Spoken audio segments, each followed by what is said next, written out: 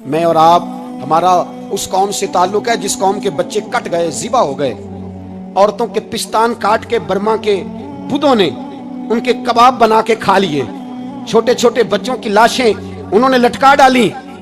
اور یہاں میں حکومت کی کیا بات کروں، یہاں کسی سیاستدان کو مکھی کاٹ جائے تو ہمارے پھٹے آباد ہو جاتے ہیں بحث کرنے کے لیے. ہمارے اپنے لوگ، عام آدمی نہیں بات کرتا، عام آدمی نہیں نکلتا، عام شخص کو فکر ختم ہو گئی. وہاں میری بھائی سب سے بڑھ کر بہترین مسجد کے خطیب امام حسین تھے. مسجد نبوی سے بڑی بھی کوئی مسجد ہوگی جس ممبر پر رسول پاک بیٹھ کے خطبہ دیا کرتے تھے، اور میرے مصطفیٰ کے آستانے سے بڑا بھی کوئی آستانہ ہوگا جس کی سجادگی امام حسین کے پاس تھی.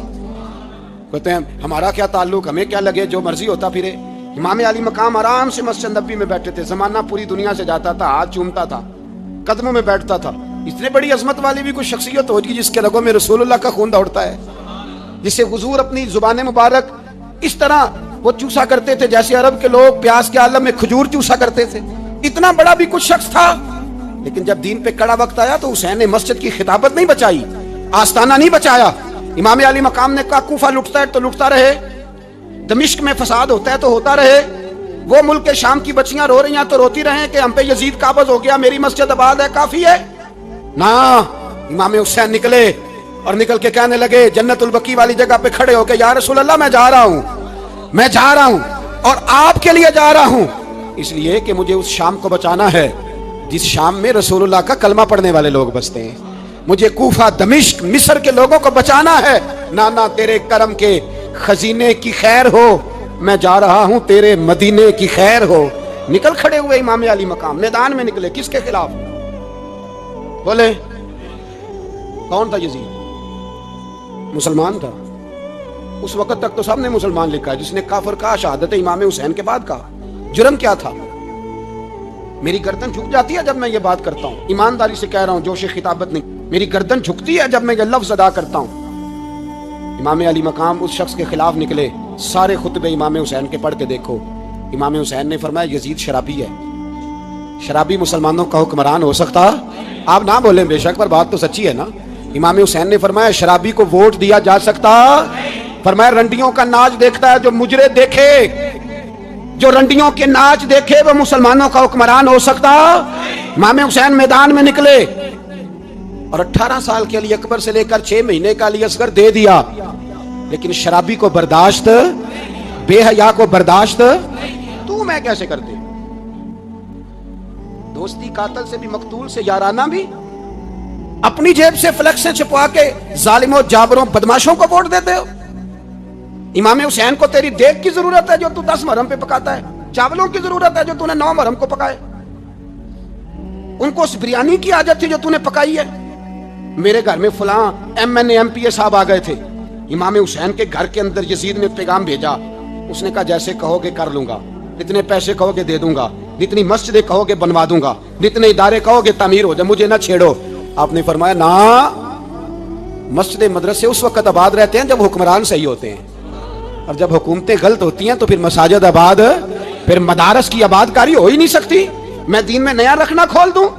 امام علی مقام کھڑے ہوئے، پر میں کیا کروں؟ حکومت کیا کروں؟ حکومت سے کیا کہوں؟ اگر میری ملت کے اپنے جوان کے موبائل میں رنڈیوں کا ناچ ہو تو 10 محرم کو تو امام حسین کربلا میں تڑپ جاتے ہوں گے. اگر 9-10 محرم کو جو نکلا امام علی مقام کی بات کرنے کے لیے، وہ نوجوان اگر سگریٹ کا، شراب کا، بدماشی کا عادی ہو تو حضرت علی اصغر کہیں گے نا میری قربانی کا کیا بنا؟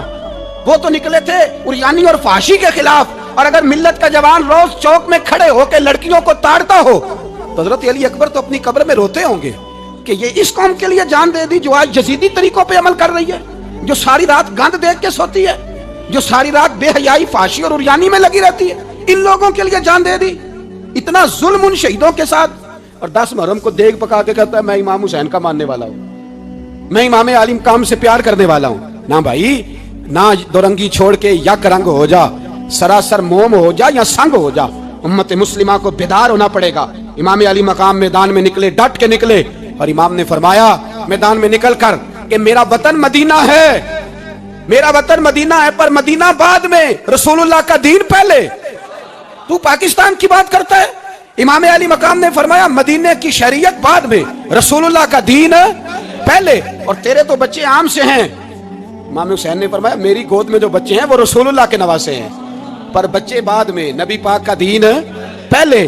آپ نے فرمایا تیری بیٹی بڑی باوقار ہوگی، اس کی بڑی عزت ہے، تو کہتا ہے بیٹی کی وجہ سے بلیک میل ہو گیا، لیکن جو شان خدا نے حسین کی بیٹی کو عطا فرمائی، جن بچیوں کا سر کا بال ننگا ہو جائے، سر کا بال ننگا ہو جائے، تو امام شورانی فرمایا کرتے تھے اگر مدینے میں کسی سید زادی کے سر کا بال ننگا ہوتا تھا تو سورج اپنا منہ چھپا لیا کرتا تھا، سورج چھپ جاتا تھا بادلوں کی اوٹ میں، اور مدینے والے سمجھ لیتے تھے کہ گھر میں کام کرتے کرتے کسی سید زادی کے سر کا کوئی بال ننگا ہو گیا۔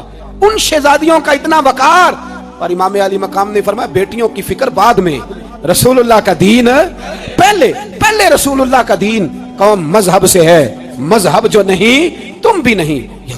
یاد رکھ میرے بھائی، امام علی مقام رضی اللہ تعالیٰ عنہ نے میدان میں نکل کر پہلے مذہب کی بات کی، اور آج دین نبیدہ وانگ یتیمہ رووے تے کو لاوے آکھے میں کتھوں لبا عمر بہادر، میں کتھوں لبا عمر بہادر جڑا مینوں سینے لاوے، معصوم بچے معصوم۔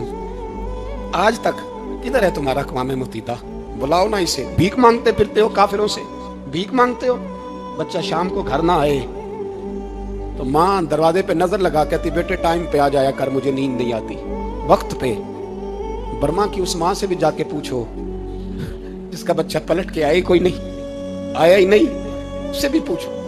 بچے نے آدھی رات کو روٹی مانگ لی تو فالج زدہ ماں، اس کو فالج تھا، وہ رینگتی ہوئی اٹھی اور اس نے اپنے لال کو روٹی پکا کے دی۔ باپ کہتا رہا چل چھوڑ، سو جا بیٹے تیری اماں۔ اس نے کہا نہیں مجھے نیند نہیں آتی، بیٹا بھوکا ہے۔ اس ماں سے بھی کبھی پوچھ، اس ماں سے جو بنگلہ دیش کے خیمے میں بیٹھی ہے، تو بی بی سی لندن کا رپورٹر کہتا ہے کہ تیری خواہش کیا ہے؟ کہتی کوئی بھی نہیں، چلو 2 دن کے بعد ہی صحیح میرے بیٹے کو ایک روٹی دے جایا کرو، یہ روٹی مانگتا ہے مجھ سے، میں کدھر سے لاؤں؟ یہ لوارث قوم ہے، میں حکمران سے جا کے بات کروں؟ جب میرا اپنا نمازی مسلمان کہتا ہے پہلے پاکستان کے بچے تو پال لو، میرے بھائی تجھے خبر ہی نہیں، یہ تو جانا تو کبھی گنبد خضرا پہ، تو میرے مصطفیٰ نے فرمایا من ازا مسلم فقط ازانی، فرمایا جب میرا مسلمان تکلیف میں ہوتا ہے تو میں گنبد میں تکلیف میں ہوتا ہوں، مجھے درد ہوتا ہے، مجھے اذیت ہوتی ہے۔ پوچھ جا کے محبوب پاک سے، میرے عزیز کسی کو غم ہی نہیں ان لوگوں کا، کسی کو پرواہ ہی نہیں، کچھ سوچتا ہی نہیں ان کے بارے میں۔ میں اپنے گھر میں مست ہوں، آپ اپنے گھر میں مست ہیں۔ میرے رسول اللہ کی امت لٹ گئی ساری، جگہ جگہ تباہی، 1 انچ دھرتی پر زمین ایسی نہیں جو کافر کی ہو اور خون بہتا ہو۔ ایک ریمن ڈیوس امریکی کتا یہاں بند تھا مسلمانوں کے قتل میں، انہیں اپنی قوم کی اتنی فکر تھی وہ راتوں رات چھڑا کے لے گئے، لیکن میری اور تیری بہن عفیہ صدیقیہ سالوں سے بند ہے۔ تڑپ کے پوچھا ہے مسلمانوں نے کہ اس کی غلطی تو بتاؤ، اس کا قصور نہیں پر وہ بند ہے، کوئی نہیں بات کرنے والا، کوئی نہیں۔ مسجد جانے، جمعہ تو پڑھانا ہے، اس میں غرض نہیں درد ہے کہ نہیں، کہ اس میں تو اتنا پتہ ہے 1 گھنٹے تقریر ہے کرنی ہے۔ پیر صاحب صبح سے شام تک تعویذ لکھتے، سیاستدان صبح سے شام تک جنازہ بھی تب پڑھتا ہے کہ مجھے ووٹ ملیں گے۔ تاجر کہتا ہے بس دکان چلنی چاہیے، مر جائے میری طرف سے ساری دنیا، بس کرو، اس خول سے باہر نکلو۔ اے نوجوان مسلم، کبھی یہ تدبر بھی کیا تو نے، وہ کون سا گردوں ہے جس کا ہے تو ایک ٹوٹا ہوا تارا؟ تو نے سوچا ہی نہیں کبھی، تجھے کبھی خبر ہی نہیں ہوئی کہ یہ کس قدر بڑا کام تھا؟ میرے رسول پاک صلی اللہ علیہ وسلم کے غلاموں جاگو۔ میں دعائی دیتا پھرتا ہوں، میں کہتا ہوں جٹ بن کے بڑا جی لیا، بٹ رائی انصاری بن کے بڑا جیا، بس کر دو بس کر دو، اب مسلمان بن کے جینا سیکھو، اب اپنی پہچان رسول اللہ کی غلامی بناؤ، اب کہو پہلے دین باقی ہر چیز بعد میں، بس کرو، بہت ہو چکا ہمارے ساتھ، اب تھوڑا جاگو۔ میں بہت ساری باتیں دل میں لے کے آیا تھا جو آپ سے کرنی تھی، پر یہ لفظ ہیں کہ ٹوٹتے ہی جا رہے ہیں، بات ہے کہ سمت کا تعین ہی نہیں ہو پا رہا۔ میرے بھائی میں تو کبھی کبھی سوچتا ہوں لگتا ہے رب بھی ناراض ہو گیا ہے اور ہمیں منانے کا طریقہ بھی بھول گیا ہے، نہ ہماری مسجدوں میں تہجد پڑھی جاتی ہے، نہ کسی کو نماز توبہ یاد رہی، نہ کوئی استسقاء والا ہے، کوئی نہیں۔ جو پیر صاحب کے پاس جا کے بیٹھتا ہے تھپکی دیتے ہیں، کہتے ہیں جا تیرا کام ہو جائے گا موج کر، کبھی نہیں کو کہتا توبہ بھی کر، استغفار بھی پڑھ، یہ داڑھی پوری کر، دین رسول اللہ کا اس کی طرف تو توجہ کر۔ کوئی تبلیغ ہی نہیں کرتا، سارے پھوکا پھاکی پہ لگ گئے ہیں، کوئی خیال ہی نہیں آ رہا کسی شخص کو کہ ہماری تباہیوں کا سبب کیا ہے۔ علاقہ تک قبرص فتح ہوا، تمام لوگ نعرے لگا رہے ہیں، حضرت ابو ذر غفاری کونے میں بیٹھ کے رونے لگ گئے، मुसलमानों को फतह मिली, सब लोग नारे लगा रहे हैं, खुशी हो रही है कि इलाका फतह हो गया। हजरत अबू ज़र गिफ़ारी रोने लगे और तड़प के रोए। लोगों ने कहा अबू ज़र क्यों रोते हो? आप फरमाने लगे ये लोग बरसों से काबिज थे इस शहर पर, ये जिन लोगों से आज हमने लिया है ये बरसों से, दिल के कानों से खुल सुनने वाली बात है। फरमाने लगे ये बरसों से काबिज थे, इन्होंने अल्लाह की नाफरमानी की है तो आज इलाका इनके हाथों से निकल गया है। मैं रो इसलिए रहा हूं कि खुदाया कहीं हमसे भी नाफरमानी ना हो और ये हमारे हाथों से भी ना निकल जाए। शाम निकल नहीं गया हमारे हाथों से, लीबिया निकल गया, मिस्र निकल गया, इराक निकल गया, अफगानिस्तान निकल गया, और अगर देखो तो बिल वास्ता बिला वास्ता हर जगह काफिर का डेरा। वो रो रहे हैं, कहते हैं जब कौम अल्लाह की नाफरमानी करती है तो इलाके निकल जाते, तड़प रहे हैं। मुझे कोई फिक्र नहीं, कोई नहीं रोया मिस्र के जाने पर, कोई नहीं रोया लीबिया की तबाही पर, शाम के बच्चों पे कोई नहीं रोया। हम लोग यहाँ ईद मनाते रहे, ईद पर लोग नए कपड़े लेते रहे और बर्मा के मुसलमानों को कफन तक नसीब ना हुआ। कोई नहीं तड़पा इन लोगों पर, किसी को ख्याल नहीं आया। साहब इमाम अली मकाम की फिक्र को समझो, इस पर गौर करो, बस कर दो, नींद बड़ी लंबी हो गई, अब उठो इस बेदारी से, उठो। जब कौमें नाफरमानी करती हैं तो मुल्क छिन जाते हैं और काफिर बारी बारी करके बारियां लगा रहा है, बारी बारी। तुम्हें कई दफा धमकियां दे चुका है, वो तुम्हारा नंबर कई दफा लगा चुका है। अब ख्वाबे गफलत से उठ जाओ, आग पैरों तक आ गई है, ऐसा ना हो जला डाले सारा कुछ। हजरत सैयदना अबू ज़र गिफ़ारी रो के फरमाया करते थे जब तुम नाफरमानियां करोगे तो इलाके तुम्हारे हाथों से निकल जाएंगे। सो निकल गए। गौसे आजम के बगदाद पे कई दफा बम गिरे, मौला अली शेर खुदा का शहर नजफ कई दफा बम की नजर हुआ, इमाम अली मकाम के करबला में अब तक कई दफा जंगें हो चुकी, इसलिए कि हम नाफरमानी करते हैं, इलाके छिन जाते हैं। दूसरी बात यह कि फिर हमें वो तरीका भी नहीं आता जिससे रब को मनाया जाता है। आप यकीन करें मुसलमान पे एक 5 वक्त की नमाज है, वो भी बोझ है। 2.5 घंटे की तकरीर और 5 मिनट की जमात में लोग भागते फिरते हैं, बड़ा मुश्किल है। आज तक मुसलमान एक 5 वक्त नमाज पढ़ने के लिए बहाने ढूंढ रहा है अभी तक। तो वो मुसलमान कहां से आएंगे जो रात को रोया करते थे, रातों को उठ के रोते थे तो सवेरे अल्लाह काफिर के मुकाबले में इतनी मदद करता था कि 10 मुसलमान लाखों को भगा दिया करते थे। इसलिए कि मदद किसकी शामिल होती थी? बोल के बताइए, कौन मदद करता था? क्योंकि देखे ना, ये हमें तरीका बताया नबी पाक ने। अल्लाह हुजूर से राजी था कि नहीं? यार इस पे जल्दी जल्दी बोलो। अल्लाह राजी था ना? तो बदर की रात हुजूर क्या करते रहे सारी रात? साथ नहीं था अल्लाह? वो तो वहां से फरमा रहा है गारे सौर से, इन्नल्लाह माना। महबूब कह दे कि अल्लाह तेरे साथ है। वहां थे महबूब कह रहे हैं अल्लाह हमारे साथ है, वहां से अल्लाह साथ था। पर सारी रात, बदर की सारी रात, और दुआ का रंग क्या था? हज़रत अबू बकर सिद्दीक फरमाते हैं हुजूर ने हाथ उठाए, अल्लाह ये मेरे 313 है, मैं कुल कमाई लेके आ गया। अल्लाह मेरी कुल कमाई है, अगर ये हलाक हो गए तो कयामत तक कौन तेरी इबादत करेगा? ऐ अल्लाह मदद फरमा। और हुजूर मनाते हैं रब को, कहते हैं या अल्लाह तूने वादा नहीं किया था तू मदद करेगा, या अल्लाह तेरा वादा नहीं था तू कामयाबी देगा, या अल्लाह तूने सारी रात मनाते गुजर गई, सारी रात। सुबह का उजाला चमका तो हज़रत अबू बकर फरमाते इतना लंबा सजदा किया, हुजूर सजदे में थे, मैं देखते देखते थक गया, मैं सजदे की हालत में ही हुजूर पर लेट गया, लिपट गया। मैंने कहा महबूबा सर उठाएं, वो देखे अल्लाह ने मदद नाज़िल फरमा भी दी है। उठाइए सर। हुजूर ने अल्लाह को मनाया, नबी पाक मनाया करते थे। हम अब सजदों में भी नहीं जाते, इतनी सो गई उम्मत, सजदों तकरीरों से इनकलाब लाना चाहते हैं, हम खाली नारों से इनकलाब बर्पा करना चाहते हैं। लोग जब रोते थे बूढ़े लोग सजदों में, और आलिम फाजल सूफी की तो क्या बात है ना, वो तो अल्लाह के नुमाइंदे हैं कि जिसके सिर्फ सफेद बाल हो जाएं। मेरे नबी पाक अलैहिस्सलाम ने फरमाया रब तो इनकी बड़ी इज्जत करता है, इनकी बड़ी।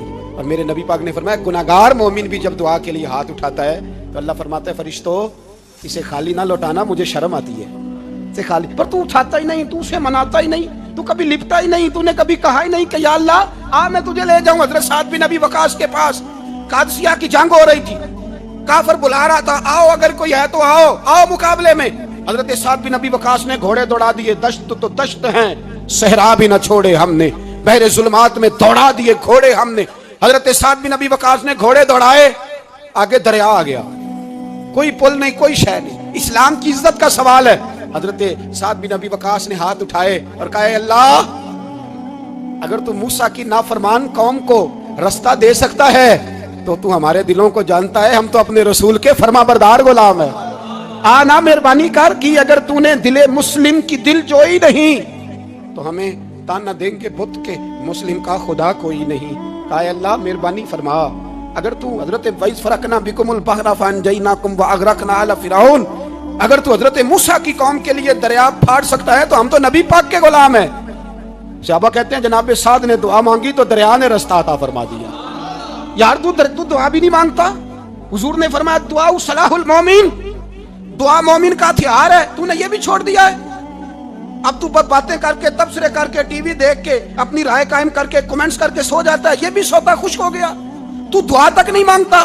فرماتے ہیں دعا مانگی تو دریا نے رستہ دیا, اور جب اس کنارے نکلے تو حضرت سعد کہنے لگے کسی کی کوئی شے تو نہیں رہ گئی دریا میں, کوئی چیز تو نہیں رہ گئی. ایک صحابی کہنے لگے پیالہ رہ گیا ہے. تو حضرت سعد فرمانے لگے او دریا ہمارا پیالہ واپس نہیں کر دیتا. تو کہتے ہیں کہ لہر آئی تو پیالہ بھی باہر پھینک گئی. او بھائی ہم اسی رسول کا کلمہ پڑھتے ہیں جن کا حضرت سعد بن ابی وقاص نے کلمہ پڑھا تھا. اور کسی جگہ میرے نبی پاک نے نہیں فرمایا اللہ صحابی کی سنے گا بعد میں آنے والوں کی نہیں سنے گا, کسی جگہ نہیں کہا. پر تو کشکولے دعا بھی نہیں اٹھاتا. مصیبت میں بھی اب یاد خدا ہم کو نہیں آتی, دعا منہ سے نہ نکلی, جیبوں سے عرضیاں نکلی, تو یہ کام بھی نہیں کرتا. میرا دل کرتا تھا چلو اور کچھ نہ ہو, مسجدوں میں اجتماعی دعا ہی ہو جائے, پر اس طرف بھی توجہ نہیں. وہاں بھی کہتے ہیں مولوی صاحب جلدی کرو گھر جانا ہے, اتنی لمبی دعا, اور کمنٹس کر رہے ہیں لوگ, کہتے ہیں آپ اپنے گھر کی سوچیں. میرے بھائی دعا. صلاح الدین ایوبی فلسطین کی جنگ لڑ رہے تھے, خبر آئی کہ عیسائیوں کا ایک بحری بیڑا, بحری جہاز اسلحہ لے کے آ رہا ہے, نیزے ہیں, تلواریں ہیں, تیر ہیں. صلاح الدین ایک بزرگ تھے, ان سے ملے تو کہنے لگے بابا جی آپ بھی دعا کرو. میں بھی دعا کرتا ہوں. مسلمانوں کے پاس پہلے اسلحہ نہیں, عیسائیوں نے اور منگا لیا ہے, کہیں ایسا نہ ہو مسلمانوں کے خلاف اتنا اسلحہ استعمال ہو. یہ بات کہی, بابا جی کو دعا کا کہا, خود مسجد اقصی میں ساری رات روتے رہے. صلاح الدین ساری رات, ہمارا حکمران جسے ربنا آتنا فی الدنیا پوری نہیں پڑھنی آتی, اور اب تو ایسے پیر آ گئے ہیں میدان میں جو سورہ فاتحہ سیدھی نہیں سنا سکتے الا ماشاءاللہ. ساری رات صلاح الدین ایوبی روتے رہے. وہ بزرگ کہتے ہیں میں بھی کونے میں تھا, پر جس درد سے اس نے دعا مانگی میں نہیں مانگ سکا. سویرے خبر آئی کہ دشمن کا وہ بحری بیڑا جو اسلحہ لے کے آ رہا تھا دریا میں غرق ہو گیا ہے. صبح خبر آئی تو وہ شخص ایک آگے بابا جی سے کہنے لگا بابا جی وہ بحری بیڑا دریا میں غرق ہو گیا. تو بابا جی رو پڑے, کہنے لگے دریا میں غرق نہیں ہوا, صلاح الدین ایوبی کی آنسوؤں میں غرق ہو گیا ہے. اس کے آنسوؤں میں غرق ہو گیا ہے, اس نے رب سے دعا ہی ایسی مانگی, اس کے آنسوؤں میں. تو دعا بھی نہیں مانگتا میرے بھائی مسلمانوں کے لیے, تو دعا بھی نہیں مانگتا. امام حسین میدان کربلا میں تھے. ایک راوی کہتا ہے 3 دن پانی بند رہا ہے, روٹی بند رہی ہے, پر قرآن پاک کی تلاوت 1 منٹ کے لیے بھی بند نہیں ہوئی. دعا اور التجا 1 منٹ کے لیے بھی بند. حسین کے خیمے سے یہ آواز بار بار آتی رہی, یا اللہ استقامت بھی دے اور صبر بھی عطا فرما. دعا کا رستہ بند, تلاوت بند نہیں ہوئی, اللہ کی بارگاہ میں سجدے بند نہیں ہوئے, تو چھوڑ گیا. تو دعا تک نہیں مانگتا. دعا تو انقلاب برپا کر دیتی ہے, دعا تو حالات بدل دیتی ہے, دعا تو تبدیلی لے آتی ہے. کوئی بیٹھا ہوا مجھے دور دعا دیتا ہے, بس دعا دیتا, فقط دعا دیتا ہے. کوئی بیٹھا ہوا مجھے دور دعا دیتا ہے, میں ڈوبتا ہوں پر سمندر اچھال دیتا ہے. وہ بھائی تو دعا بھی چھوڑ گیا. پہلی بات آپ کی خدمت میں یہ ہے کہ جاگیں, مسلمان بنیں. دوسرا کچھ نہیں کر سکتے تو دعا تو کر سکتے ہیں نا, دعا کا رستہ اپنائیں. اور پھر میرے نبی پاک علیہ السلام نے 2 باتیں فرمائی, کان کھول کے سن لینا. 2 باتیں. حضور نے فرمایا ایک وقت آئے گا کہ میری امت کے خلاف کافر ایک دوسرے کو آوازیں دیں گے, آؤ مسلمانوں کو ماریں, آؤ مسلمانوں. تو صحابہ نے کہا یا رسول اللہ کیوں, ہم تھوڑے ہو جائیں گے؟ فرمایا نہیں, تم بہت زیادہ ہوں گے. 56 اسلامی ملک ہیں دنیا میں, کتنے بول کے بتانا. اتنا سا برما ہے,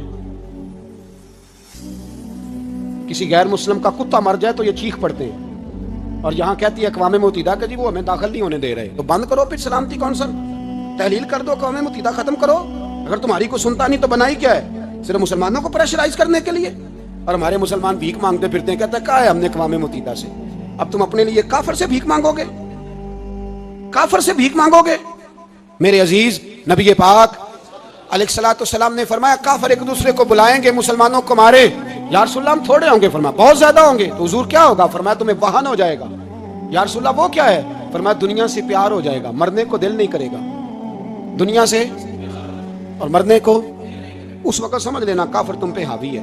میں اپنا اندازہ کروں، آپ اپنا کریں، مجھے دولت سے کتنا پیار ہے اور آپ کو کتنا پیار ہے۔ جھاگ کے سنیں یہ لفظ رسول پاک کے صلی اللہ علیہ وسلم۔ حضور نے فرمایا جب تجھے دنیا سے پیار ہو جائے، دولت سے پیار ہو جائے، اقتدار سے پیار ہو جائے، اور جب تجھے موت بری لگنے لگے، تیرا مرنے کو دل نہ کرے، پھر کافر تیرے اوپر چڑھ آئے گا۔